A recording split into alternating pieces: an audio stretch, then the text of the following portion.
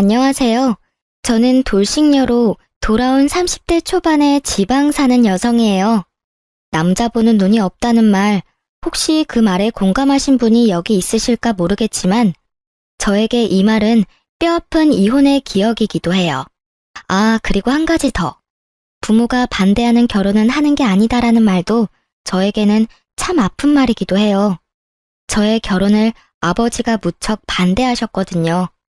저와 남편은 동갑내기로 친구들의 소개로 만나게 됐어요. 남편은 제조업 종사자였고 저는 네일샵을 운영 중이었어요. 저는 어릴 때부터 공부보다는 미용에 더 관심이 있었고 그 때문에 대학교 진학은 포기했었어요. 남편은 대학교는 나왔고요. 처음에 남편을 저희 친정집에 데려갔을 때 저녁을 먹고 이야기를 나누던 아버지는 남편이 돌아가고 나서 저에게 결혼은 하지 말고 연애만 하라고 했었어요. 그렇지만 저는 그 사람을 너무 사랑했고 상냥하고 사근사근하게 저를 대해주는 그 모습에 헤어지는 건 상상도 할 수 없었어요. 결국은 제가 밀어붙여서 결혼에 성공하게 됐어요. 잘 살면 된다는 생각을 했거든요. 다들 처음 결혼할 때 그렇게 생각하잖아요. 저도 똑같았어요. 잘 사는 모습 보여주면 된다라고 쓸데없이 비장하게 생각했는데 정말 불과 3년 만에 헤어지게 될 줄 그 당시에는 상상도 못했죠.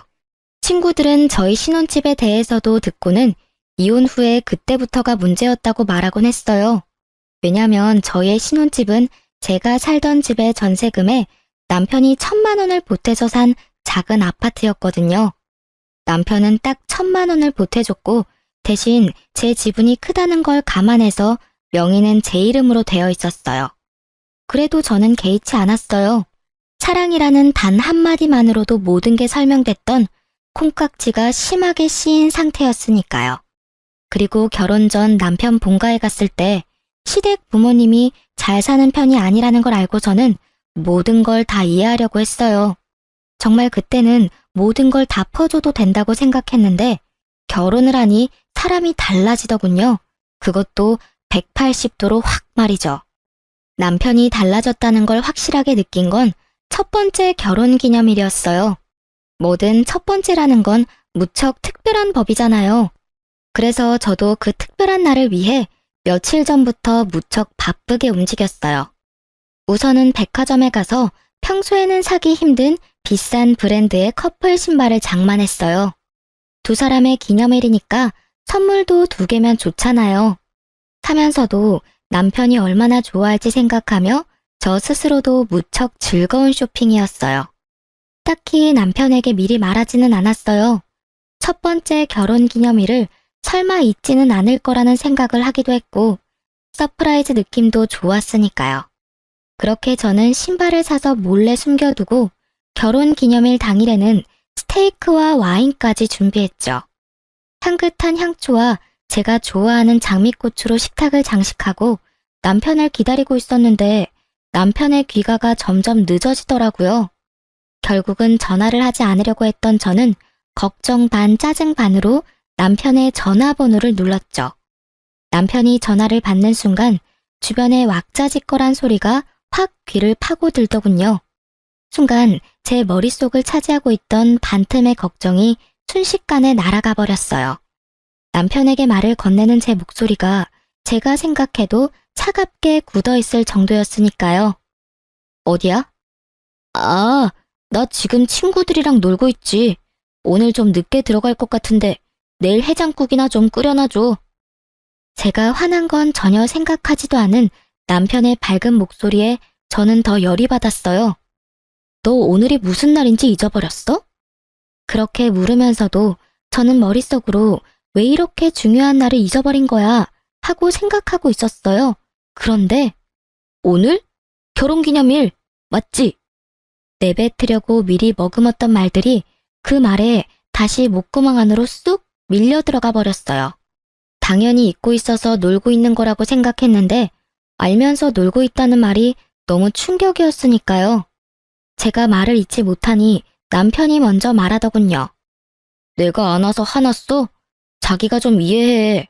어차피 잡은 물고기인데 기념일 꼬박꼬박 챙길 필요 없잖아. 솔직히 연애 때 챙겨준 것도 엄청 힘들었거든. 그러니까 우리 이제 이런 기념일 적당히 하자. 솔직히 연애 때 힘 다 써서 이젠 그런 거 챙길 힘도 없어. 해맑게 미친 소리를 하고 일방적으로 전화를 끊는 남편 놈을 보니 갑자기 부모님 생각이 나더라고요. 하지 마라는 결혼했다가 이 꼴이 된 것 같아서 힘든 소리도 못하겠고 열은 받았는데 풀 곳은 없고 결국은 저도 행동으로 보여주기로 했어요. 저는 제가 산 신발 선물을 꺼내 사진을 찍었어요. 그리고 그걸 SNS에 올리고 미안해 안녕 이라고 썼거든요. 남편이 그걸 보고 돌아오기만 한다면 용서해주겠다는 마음으로요. 그런데 연락 하나 없더라고요. 신경도 안 쓰고 열심히 놀고 있는 모양이더라고요. 부글부글 끓는 마음으로 남편을 기다렸는데 기다리는 남편은 오질 않고 문자 하나가 먼저 도착하더군요. 42만 5천 원이라는 금액의 술값 문자요. 남편은요, 남들이 우쭈쭈 하는 거에 약해 빠져서 누가 엉덩이만 살살 긁어주면 자기가 뭐라도 됐냥 큰 돈도 결제하곤 했어요. 그리고 주변의 나쁜 친구들은 모두 그걸 알고 이용해 먹는 거였고요. 결국은 자기가 대단한 사람이 됐다며 정신승리까지 하기도 했죠. 결혼 전에는 제가 하지 말라고 하면 안 하더니 결혼하고 나니 다시 그 친구들과 친하게 지내게 됐나 봐요. 이것도 잡은 물고기에는 밥을 안 준다는 생각의 연장인 거겠죠. 잠을 자야 하는데 머릿속이 부글부글 끓으며 잠이 너무 오지 않더라고요. 더 또렷해지기만 했죠. 그리고 문이 열리고 남편이 들어오는 소리가 들렸어요. 인사불성에 빠져서는 들어오자마자 씻지도 않고 침대에 누워 바로 자더군요. 그 모습에 더 화가 난 저는 다음날 날이 밝자마자 코골며 자는 남편 놈을 남겨두고 신발을 포장된 그대로 가지고 그걸 샀던 백화점 매장으로 향했어요. 그리고 남편 것만 반품 처리했어요. 어차피 신어보지도 않은 거였으니. 그리고 저는 반품한 남편 신발값으로 제 옷이랑 액세서리를 샀어요. 백화점에서 코스 요리까지 먹고 집에 왔는데 남편이 어디 갔었냐며 난리더군요. 아침부터 어디 갔던 거야? 해놓으라는 해장국도 안 해놓고. 어제 결혼기념일 안 챙겼다고 설마 삐쳐서 밥도 안 해놓고 남편 굶긴 거야? 웃기지도 않게 상전 노릇하고 있는 남편 놈을 보니 사그라들었던 화가 다시 활활 타오르더라고요. 그래, 당신이 안 챙겨준 결혼기념일 챙기려고 나 혼자 쇼핑이나 하고 맛있는 거 먹고 왔어. 그러면서 저는 제가 산 물건들 가방을 주르륵 늘어놨어요. 남편이 기웃거리며 자기 물건을 찾는 꼴이 너무 웃겨서 웃음이 나올 뻔했어요. 근데 왜 자기 것만 사왔어? 결혼기념일인데 내 건 어디 갔어? 당신이 굳이 기념일 챙기지 말라며. 안 주고 안 받고 싶은 거라고 생각해서 준비 안 했어. 알아서 내 건 내가 챙길 테니까 네 건 네가 알아서 챙겨. 아, 근데 이번 달 카드값 많이 나와서 힘들 테니까 뭐라도 살 거면 다음 달에 사. 어제 술값 40만 원 넘게 나왔더라고. 술값이 많이 나왔으면 당신도 이런 걸 사지 말았어야지. 너 설마 내가 어제 결혼기념일에 술 마시러 갔다고 화나서 이런 짓 한 거야? 야, 정말. 술값을 많이 쓴 건 너잖아. 근데 왜 내가 당신 때문에 아껴 써야 하는데? 나도 돈 벌고 있어. 너한테 돈 타서 쓰는 것도 아닌데 왜 참견이야? 그리고 나는 어차피 결혼하면서 당신 따라 멀리 오는 바람에 돈 쓸 친구도 없어서 당신처럼 하룻밤에 40만 원 넘게 쓸 일이 없거든? 근데 너무 불공평하잖아. 당신은 돈을 그만큼이나 유흥비로 썼는데 왜 나는 그 돈을 못 써? 나도 그만큼 쓰려고 나를 위해 쇼핑한 거야. 그 정도는 이해하지? 그렇게 이야기해도 남편은 이해를 못 하더라고요. 그저 자기 선물이 없다는 거에만 꽂혀서는 계속 선물 이야기만 해댔어요. 아, 장난하지 말고. 내 선물 있지? 어제 SNS 올린 거 아침에 봤거든? 신발 사놓은 거 맞지? 그거? 반품했는데? 너 어차피 잡은 물고기 밥 안 준다며. 우리 첫 결혼기념일이라 내 돈을 좀 썼는데 네가 그런 생각이면 나도 따라야지 뭐. 그래서 내 것만 남겨두고 반품했어. 그걸 왜 네 맘대로 반품하는 건데? 아, 진짜 어이없네. 아니, 무슨 생각으로 샀다가 반품을 한 거야? 이래서 못 배워먹은 것들은 티가 나. 아무것도 아닌 일에 금방 토라져서는 이런 일이나 버리고 머리 빈 여자랑은 결혼하지 말았어야 했는데 내가 바보지. 어휴. 그래, 나 고등학교도 겨우 졸업했어. 근데 내가 산 물건 내가 처분하는 게 왜 안 되는 건데? 네 돈 주고 산 것도 아니잖아. 반품을 하든 태워먹든 네가 무슨 상관이야? 그리고 못 배운 여자들이 금방 토라진다는 건 또 무슨 어이없는 소리고? 당신이야말로 편협하고 쪼잔한 남자지. 오히려 저를 깔아내리며 상식 이하의 여자로 만드는 남편을 향해 분노로 가득 차 소리쳤어요. 엄청 화가 나는데 머리는 차분해지더라고요. 마치 얼음물을 뒤집어 쓴 것처럼요. 아니, 사줬다가 반품하는 것도 웃기잖아. 그냥 줬으면 될 일을 왜 번거롭게 반품을 했냐고. 아니, 너 해달라는 대로 해줬는데 왜 지랄인지 모르겠네? 이런 거 챙기지 말자며. 잡은 물고기 밥도 안 준다며. 나도 똑같이 하겠다니깐? 걱정하지 마. 앞으로도 쭉 그렇게 안 챙겨줄 거니까. 생일도 각자 알아서 챙겨. 알았지? 결국 신발 하나 날려먹고 앞으로의 선물 기회도 날려먹을 상황에 처한 남편은 그게 아깝기는 했는지 그 뒤로는 기념일을 꼬박꼬박 챙기더라고요. 아주 싸고 생색내기 좋은 것들로만요. 사랑이나 애정 따위는 들어있지 않은 그런 물건들 말이에요. 그러면서도 꼭 자기가 원하는 것도 꼭 챙기더라고요. 그 이후로 마음에 생긴 균열은 급하게 봉합이 됐지만 이미 무너진 신뢰는 다시 세워지지 않더라고요. 그렇지만 저희의 결혼 생활은 다시 이어졌어요. 그 정도 싸움으로 이혼을 결정하는 사람은 없잖아요. 이때는 그저 남편 놈의 나쁜 면을 하나 정도 알게 됐다는 느낌 정도였거든요. 그런 저를 이혼 생각에 빠지도록 만든 건 그로부터 2년이 되지 않던 어느 날의 일이었어요. 그때는 저희 아버지의 환갑이 곧 다가오고 있을 때였어요. 저희 아버지는 형제가 5이었는데 아버지 위로 두 큰 삼촌은 환갑이 되기도 전에 돌아가셨거든요. 그래서 저희 가족에게 환갑은 무척 중요한 행사이기도 했어요. 게다가 그 다음 해에는 시부의 칠순 잔치도 있었기에 남편과 함께 저희는 3년이 다 되어 가도록 돈을 모으고 있었어요. 각자 30만 원씩 돈을 내서 총 60만 원을 한 달에 모았으니까 그 당시에는 2천만 원에 가까운 돈이 저금되어 있었어요. 그리고 그렇게 아버지 환갑을 며칠 앞둔 날 갑자기 시부모님께서 해외여행을 떠나신다고 연락이 왔더라고요. 저는 갑작스레 여행 간다는 연락이 와서 당황했어요.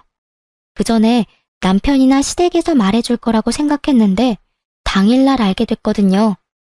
그래도 두 분이 노후를 잘 보내고 있구나 하는 생각으로 평범하게 지내려고 했는데 그 뒤로 두 분이 단톡방에 올리는 사진들이 무척이나 심상치 않더라고요. 비싸 보이는 침실의 모습과 음식들의 사진, 그리고 무엇보다 배경이 바닷가라는 것을 보고 그제야 두 분이 크루즈 여행을 갔구나 하고 생각을 했던 거죠. 호화로운 모습을 보니 한 사람당 돈 1,000만 원은 깨졌겠구나 하는 생각을 잠시 했는데 불현듯 그 큰 돈이 어디서 났을까 하는 생각이 떠오르더라고요. 시댁이 원래 그다지 부유한 집안은 아니었거든요. 콕 집어 말하자면 돈을 악착같이 아끼며 사시는 분들이라 저렇게 비싼 것들을 살 성격도 못 되시는데 말이죠. 여행이라면 관광버스에 10,000원 주고 가는 것만 생각하시던 분들인데 갑작스러운 크루즈 여행이라니. 게다가 옷도 다 새로 사서 입었는지 무척 비싼 옷을 입고 있더라고요. 저는 순간 쎄한 느낌이 등골을 스치는 걸 느꼈어요. 시부모가 로또에 당첨된 게 아니라면 무슨 일이 생긴 게 틀림없다는 생각으로 남편에게 조심스레 물어봤어요. 근데 당신 시댁 어른들 무슨 돈이 있으셔서 크루즈 여행을 가셨을까? 평소에는 비싼 음식 먹기만 해도 경기를 하시는 분들이시잖아. 아, 그거? 내가 돈 좀 보태드렸어. 명색이 아들인데 이럴 때 효도 좀 해야지. 안 그래? 아버지 칠순도 얼마 안 남고 해서 말이야. 저는 그 말에 화가 났어요. 그렇지만 뭐라 할 수는 없었어요. 자기 부모님 여행 보내드리는데 자기 돈 보태는 거 제가 뭐라고 할 수 있는 상황이 아니잖아요. 그렇지만 우리는 부부고 서로 경제권을 완전히 묶은 건 아니지만 큰돈 들어가고 나가는 거는 서로에게 알리는 게 좋잖아요. 그래서 제가 남편에게 한마디 했어요. 부모님 여행 보내드리는 거 나도 찬성이긴 한데 그렇게 큰 돈 쓸 거면 미리 나한테 말 좀 해줘야 하지 않아? 게다가 여행 가시는 걸 당일날 아는 것도 좀 그렇고 그런 건 미리 좀 말을 해줘. 어차피 다시 모으면 되잖아.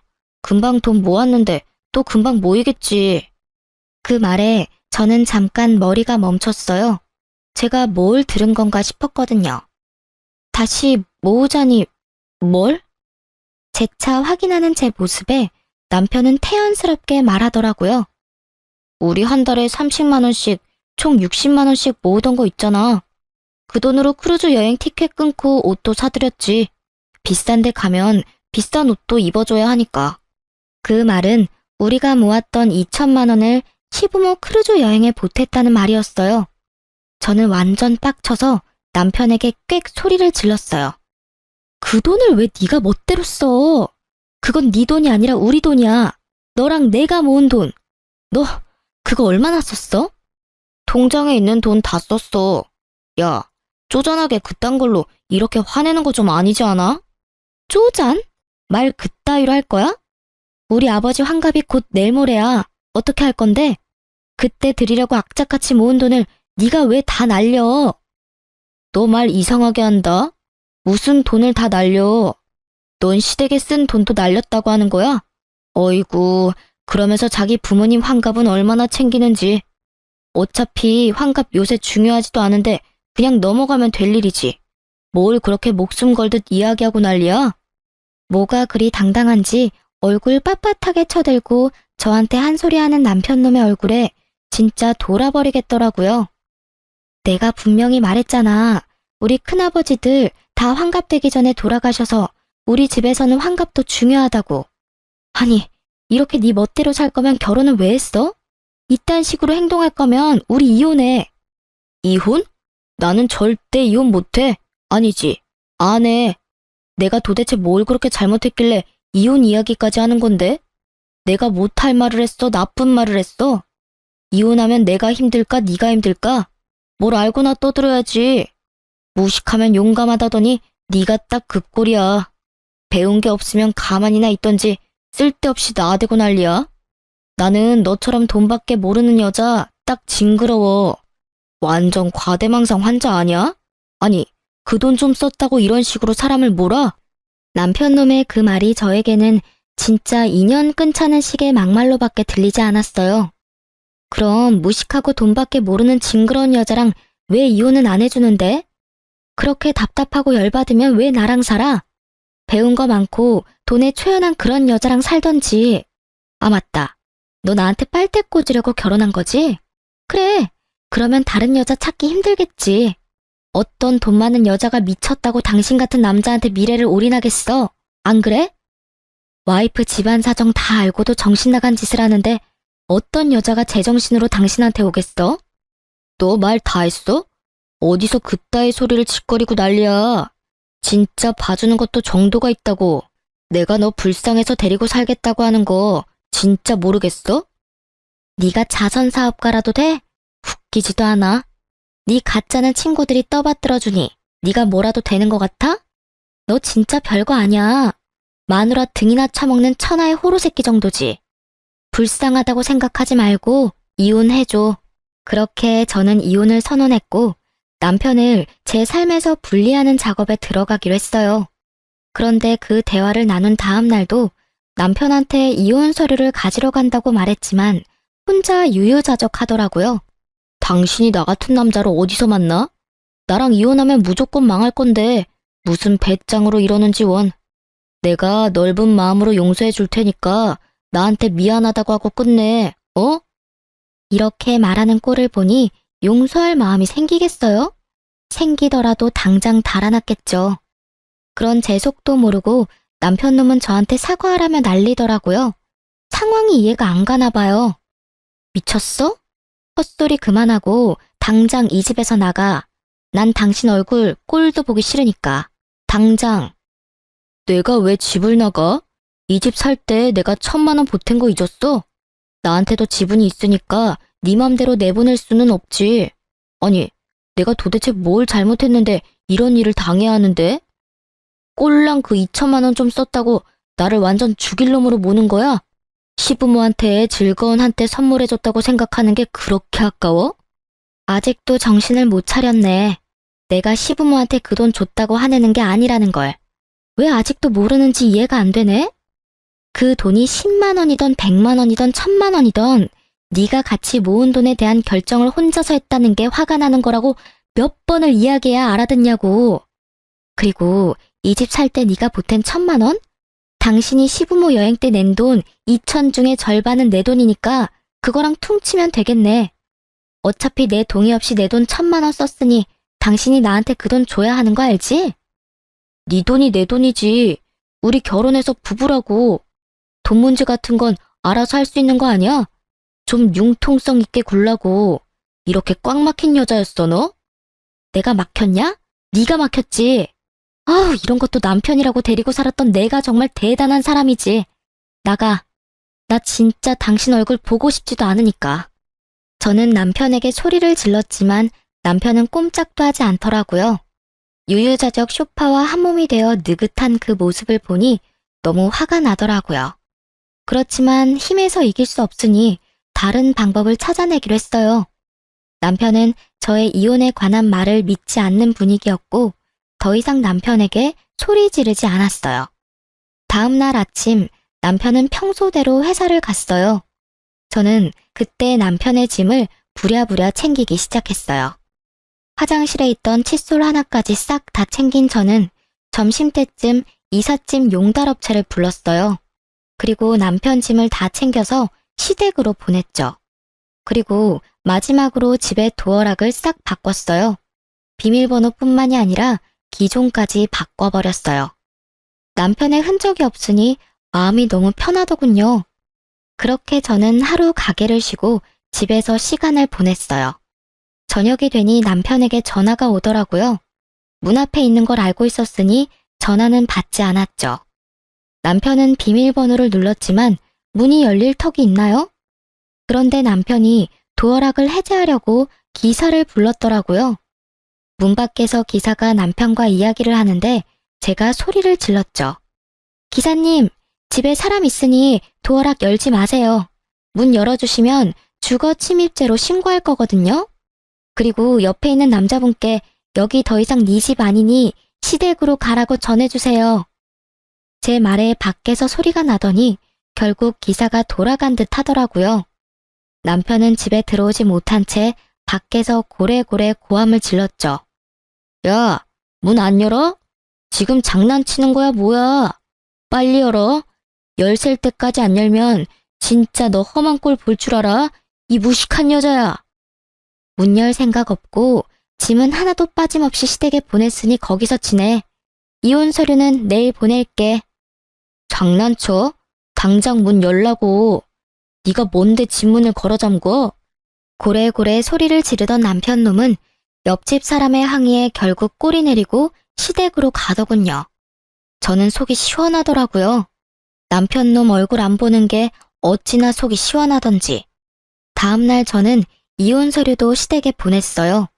시부모님이 안 계시니 그 사이에 해결할 생각이었죠. 그런데 며칠 뒤 크루즈 여행에서 돌아온 시모가 저에게 전화를 했어요.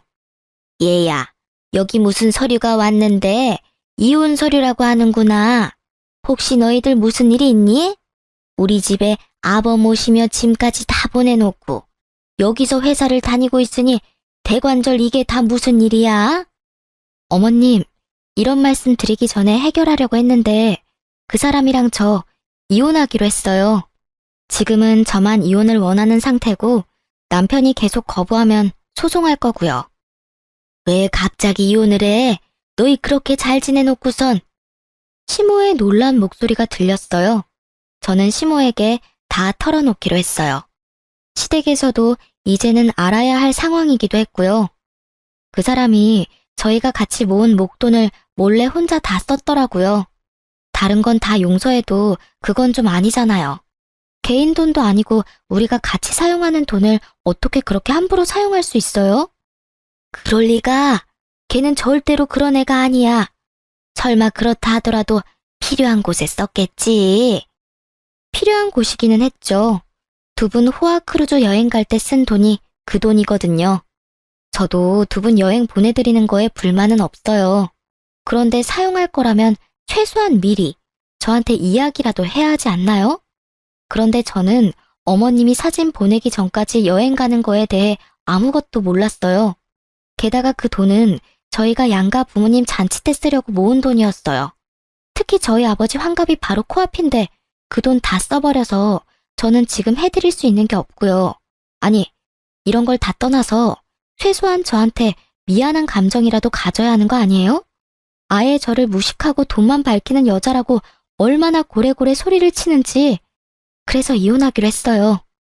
제 말에 시모가 꿀먹은 벙어리가 되더군요. 그 2천만 원을 두 분께 쓴 거 아깝다고 생각하는 거 절대 아니에요.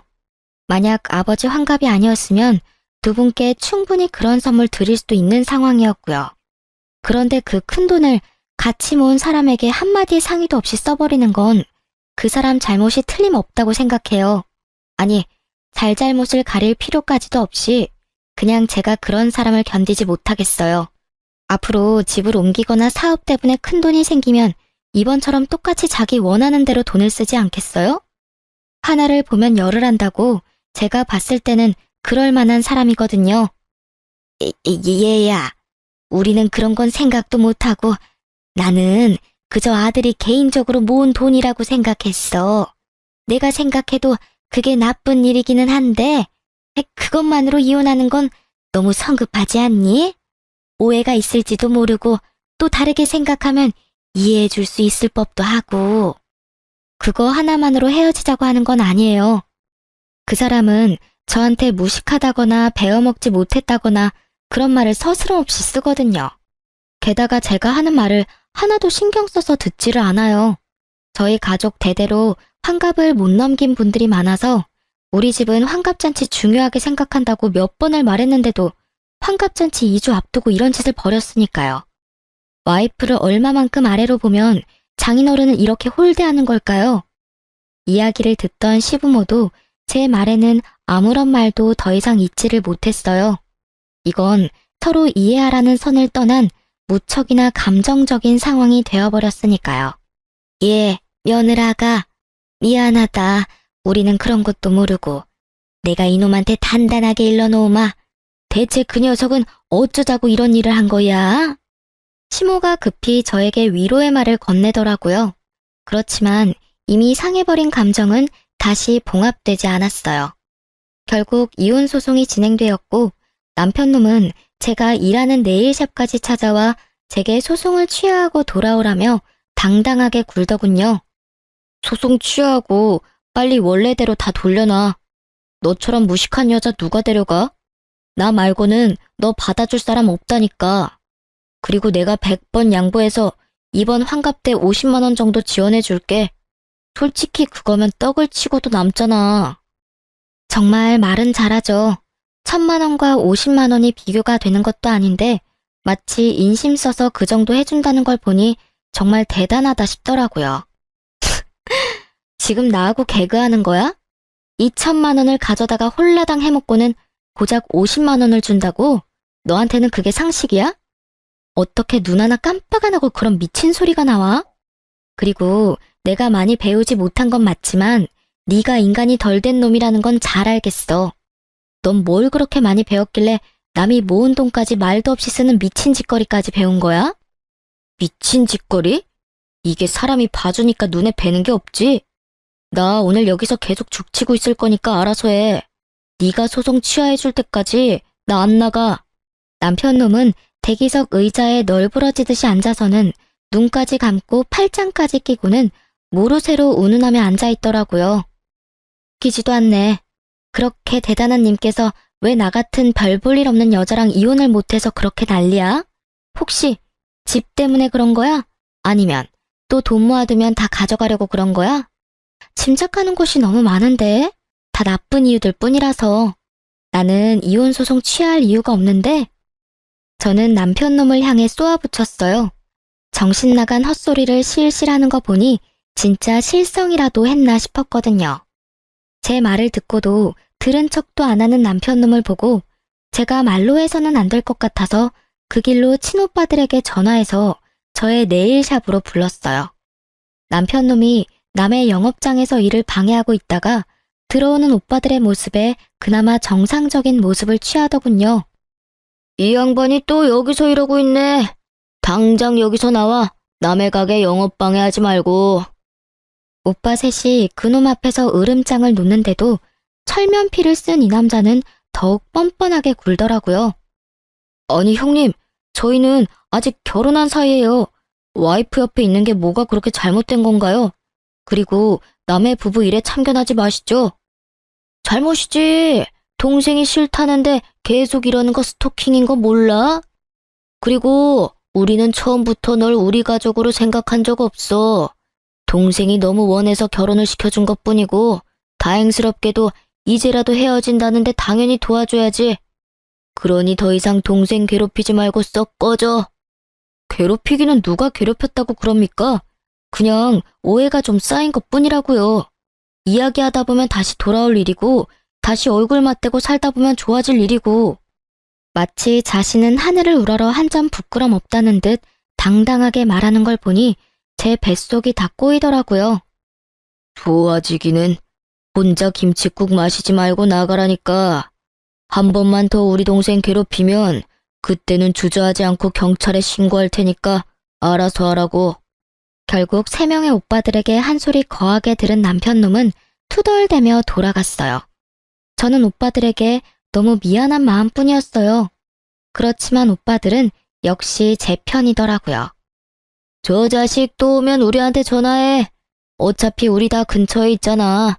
우리 없으면 아버지 불러도 되고. 아빠는 너무 미안해서 못 불러. 그렇게 반대하는 결혼했었는데 이제 와서 도와달라고 하는 것도 죄송스럽고. 걱정하지 말래도 아빠가 너한테 쏟는 애정이 보통은 아니잖아. 그러니까 다음에 이런 일 있으면 아버지 불러. 알았지? 저는 오빠의 말대로 하기로 했어요. 그리고 남편놈이 사업장 근처에 얼씬거리기만 해도 오빠들을 소환했어요. 그리고 그렇게 얼마 지나지 않아서 남편놈은 체념한 건지 더 이상 오지 않더라고요. 그리고 이혼 판결이 났어요. 어차피 결혼 생활도 길지 않았고 재산 분할은 예상한 바와 크게 다르지 않더라고요. 그 집은 제 품에 돌아왔지만 사실 더 이상 살고 싶은 마음도 없었고 그 집이 제가 원했던 집도 아니었거든요. 그저 전 남편 사정에 맞춰 찾은 집이었을 뿐이니까요. 그래서 소송 끝나고 법률 관계 정리 끝나고 나서는 후다닥 집부터 팔아버렸어요. 그런데 이렇게 모든 게 깨끗하게 끝났으면 좋았을 텐데 갑자기 전 남편이 제 가게로 다시 찾아왔더라고요. 구질구질하게 구는 남편놈 때문에 진절머리가 날 지경이었지만 가게에서 난동을 피우며 헛소리를 하더라고요. 아니, 왜 네가 집을 가져가? 그 집 살 때 나도 돈 1,000만 원 낸 거 알잖아. 그러면 나한테도 뭐 좀 떨어져야 하는 거 아니야? 이건 한참 잘못됐어. 소송이 잘못된 거라고. 게다가 애초부터 잘못은 네가 했는데 피해는 내가 봐야 하는데 둘이 같이 모은 돈이니 내가 어떻게 쓰던 네가 따라와주면 될 일이잖아. 네가 이해심이 모자라서 이혼을 하게 됐는데 피해는 왜 내가 받아야 하냐고. 구구절절 하는 말마다 내게 잘못을 떠넘기는 걸 보니 여전히 반성이라고는 하나도 안 하고 있더라고요. 그 이야기를 듣고 있던 제가 열받아서 한 소리 하려는데 네일샵 안쪽으로 아버지가 들어오시더라고요.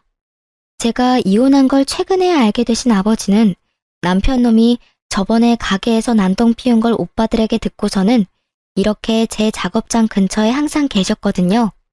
남편놈 오면 꼭 한마디 해줄 거라고 말이죠. 전 남편은 이제는 눈에 뵈는 것도 없는지 제 아버지를 보고도 남편놈은 뻔뻔하게 굴더라고요. 그래도 큰 소리를 치지 못하는 눈치였어요. 아니 이게 누군가? 내 딸하고 이혼한 사람 아닌가? 그런데 왜 여기 있어? 애저녁에 똑똑하고 마음씨 넓은 여자 찾아 떠난 줄 알았더니. 아니 장인어른, 어르신도 생각해보세요. 이 상황이 제가 잘못해서 벌어진 일이냐고요. 저는 우리 부모님께 효도 한 번 한 것뿐이고, 솔직히 결혼했으면 시댁 부모 챙기는 것도 당연하잖아요. 그런데 왜 제가 이혼을 당하고 집까지 뺏겨야 하는지 이해가 안 돼서 그럽니다. 그래, 각자 부모 챙기는 건 당연하지. 그런데 그럴 거였으면 자네 돈으로 효도하지 그랬어. 마누라 돈으로 생색냈으면서 사과는커녕 뻣뻣하게 굴지 않나. 그리고 무식하다고 욕할 때는 언제고 지금 여기 와서 이러고 앉아있어.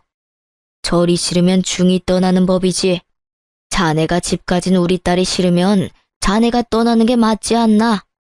설마 이제 와서 사람 같은 정신 나간 소리 하려는 건 아닐 거고. 그럼 그 집이 그렇게 아깝나? 그렇게 말씀하시면 안 되죠. 소송 자체부터가 잘못된 거라고요. 저는 하늘에 맹세코 잘못한 게 없고 왜 피해는 제가 고스란히 다 받아야 되는지 모르겠습니다. 와이프가 시댁을 모시지 않은 게 더 큰 잘못이라고요. 그러니까 같이 살던 집의 절반은 제 것이나 다름없고요. 그게 무슨 말도 안 되는 소리야. 잠깐, 기다려봐라. 그래, 자네가 그 집 마련할 때 얼마 냈지? 딱 1,000만 원이라고 알고 있네. 그렇다면 자네가 쓴 2,000만 원에 대해 아무 책임을 물지 않을 테니 자네도 그 집에 쓴 1,000만 원에 대해서는 아무 책임을 묻지 말게. 계산은 그거로 끝이야. 그렇지만 저도 재산 형성에 크게 도움이 됐다고요. 그 부분을 인정을 안 해주시니까. 제가 돈을 벌어서 엄한 데 썼겠습니까? 다 가족을 위해서 쓴 거지. 그러니 재산 형성에 도움이 된 거잖아요. 야, 네 그 쓰레기 같은 친구들한테 한 달에 100만 원을 뜯기는 호구가 너야. 그 친구들이 너 좋아서 네 옆에 있는 줄 알지? 다 네가 돈을 그만큼 쓰니까 옆에 붙어서 알랑거리는 거지. 돈 없어 봐. 네 옆에 있겠어? 그래놓고 뭐? 가족을 위해서 썼다고?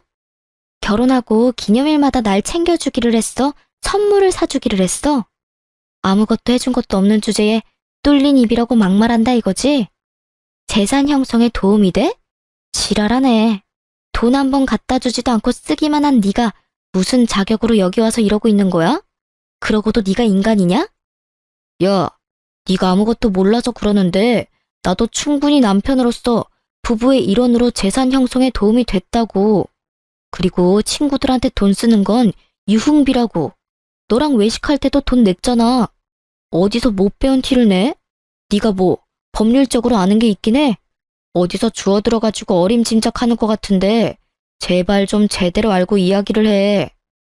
결국은 아버지 앞에서도 못 배웠네 어쩌네 입을 놀린 남편놈을 보며 저는 눈앞이 캄캄하더라고요. 그 이야기를 듣던 아버지가 한 소리 하더군요. 그래, 자네 말대로 우리 딸이 배움이 부족하기는 하지.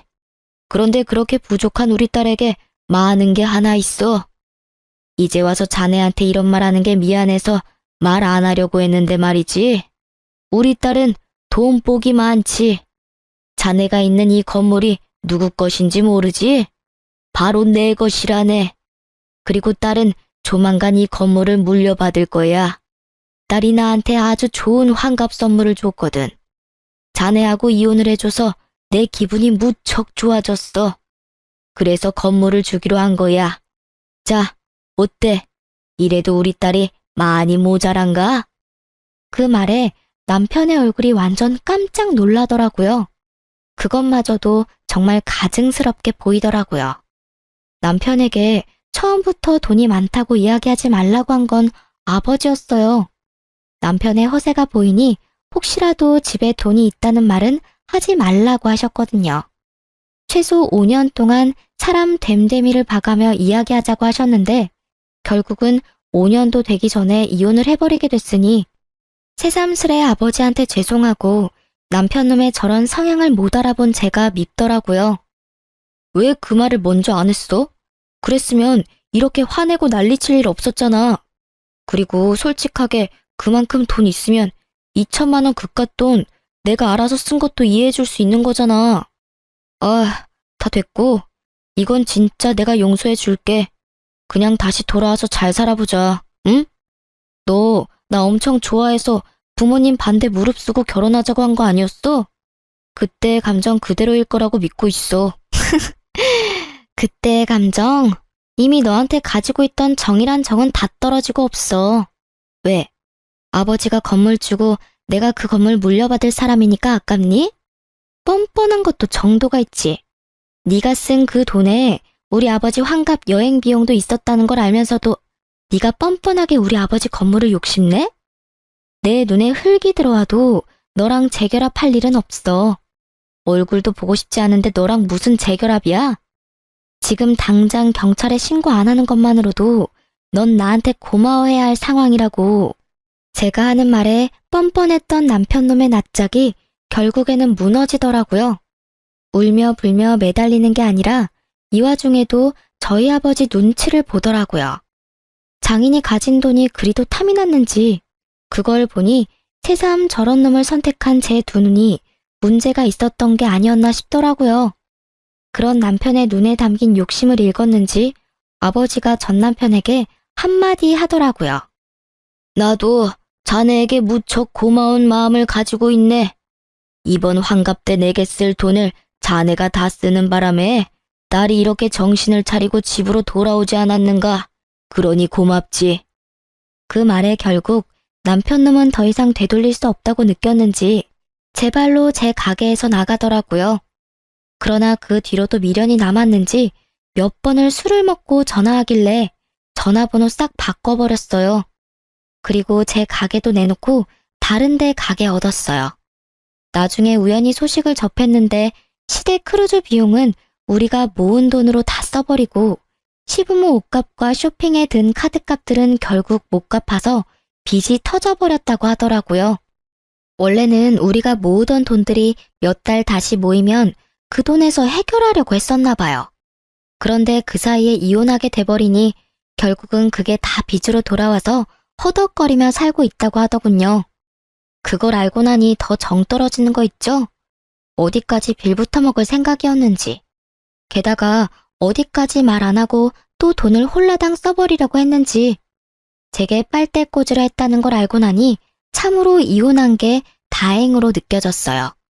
이혼 후 몇 년이 지난 지금은 저도 좋은 사람과 좋은 관계를 맺고 있는 중이에요. 이혼 직후에는 제 눈을 못 믿어서 남자를 못 만날 정도였는데 최근에 아버지가 소개시켜준 사람은 첫인상은 별로였지만 계속 두고 지내니 사람됨이 괜찮아서 잘 만나고 있어요. 제게 남자 보는 눈이 없다는 걸 알고 나니 아버지의 안목을 믿게 되더라고요. 생각보다 좋은 사람이라 미래를 생각하고 있을 정도고요. 이혼을 한번 하니 결혼에 관한 말들이 어느 정도 맞는 말이었다는 걸 깨닫게 됐어요. 부모가 원하지 않는 결혼은 하지 않는 게 낫다라고 하잖아요. 세상을 좀 더 산 사람들 눈에는 제가 보지 못하는 무언가가 보이는 것 같아요. 아버지에게도 물어보니 처음부터 말투나 대화 내용에서 욕심과 허영이 많다는 느낌을 받았다고 하셨대요. 그리고 결국은 그런 것들이 터져서 이혼을 하게 된 거였고요. 솔직히 부모의 반대에도 잘 사는 사람들이 많을 거예요. 그렇지만 저희는 그게 아니었던 거죠. 이렇게 글로 쓰니 참으로 제가 못났던 것 같아요. 물론 거지 같은 남편 만난 게 온전히 제 잘못만은 아니죠. 결혼 전에는 정상적으로 행동하려고 노력해서인지 그런 모습들을 많이 보지는 못했거든요. 정말 사소하고 작은 것들에서 그런 모습들을 발견할 수 있는데 저에게는 그런 경험이 없었던 거예요.